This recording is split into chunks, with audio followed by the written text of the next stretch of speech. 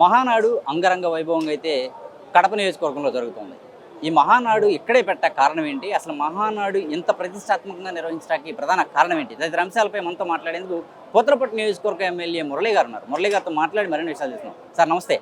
ఏం సార్ అసలు మహానాడుని తీసుకొచ్చి కడపలో పెట్టడానికి ప్రధాన కారణం ఏంటి? అసలు కడప ఎక్కడ ఉంది సార్? ఆంధ్రప్రదేశ్లోనే కదా.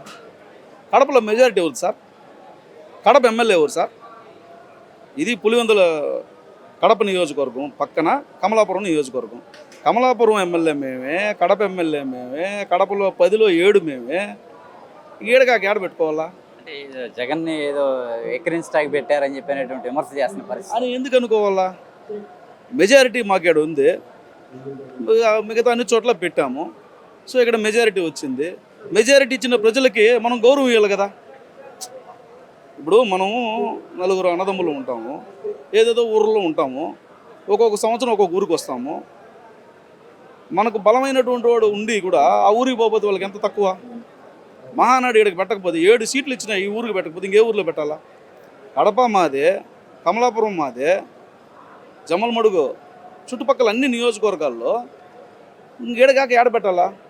ఎలా జరుగుతుంది కడపలో జరుగుతున్నటువంటి మహానాడు? గతంతో పోల్చుకుంటే ఇప్పుడు ఎలా జరుగుతుంది? కడప అయినా లేకపోతే రాష్ట్రంలో ఏ జిల్లా అయినా తెలుగుదేశం హవాకు డోకా ఉండదు. ఎందుకంటే ఈ దేశంలో తెలుగుదేశానికి ఉన్నటువంటి కార్యకర్తల బలం మరి ఏ పార్టీకి లేదు. ఇది రాసి పెట్టుకోవచ్చు. కార్యకర్తలు అంటే అధికారంలో ఉన్నప్పుడు కాదు, అధికారంలో లేకపోయినా, అధికారం అనేదే మనకు వస్తుందో రాదో అనే భయం రోజు రోజుకు గంట గంటకు వెంటాడినా తెలుగుదేశం కోసం నిలబడి, తెలుగుదేశం కోసం తలపడి, తెలుగుదేశం కోసం పోరాడి, తెలుగుదేశం విజయం కోసం ప్రాణాలైనా ఇవ్వడానికి సుశిక్షితులైనటువంటి సైనికులు కలిగినటువంటి ఒక పార్టీ ఈ దేశంలో తెలుగుదేశం మాత్రమే. మీరు చూశారు, 45 రోజుల్లో 1 కోటి మంది సభ్యత్వాలు. ప్రింటింగ్ స్టేషన్లో కూర్చొని సభ్యత్వం పేరు కూడా రాయాలా, ఆన్లైన్ ఎవ్రీ రూపీ ఆన్లైన్లో చేసాం. అంటే నీ పేరుతో నేను రిజిస్ట్రేషన్ చేసుకుని గతంలో స్లిప్పులు రాసుకొని మా బలం ఎంత అని చెప్పుకున్నట్లు కాదు. నీ రిజిస్ట్రేషన్ని నీ ఆమోదంతో నువ్వు నిజంగా ఆమోదించావా లేదా అని చెప్పి నీ ఆమోదంతో, నీ సైన్తో, నీ బయోమెట్రిక్తో సభ్యత్వం అంటే ఆషామాషియా? 45 రోజుల్లో 1 కోటి మంది సభ్యత్వం అంటే ఎవరికి అంత ప్రజల్లో బలం ఉంది?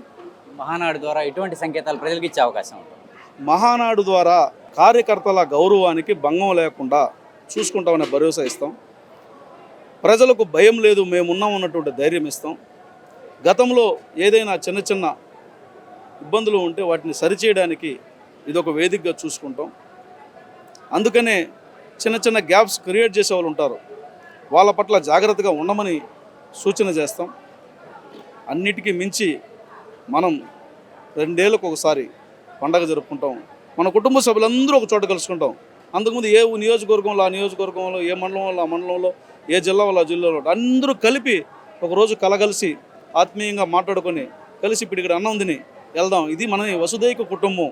కాబట్టి ఈ వసుదైక కుటుంబంలో ఏమేమి ఉన్నాయని చర్చించుకోవడం జరుగుతుంది, తీర్మానాలు చేసుకోవడం జరుగుతుంది, అధ్యక్షుడు ఎన్నిక జరుగుతుంది.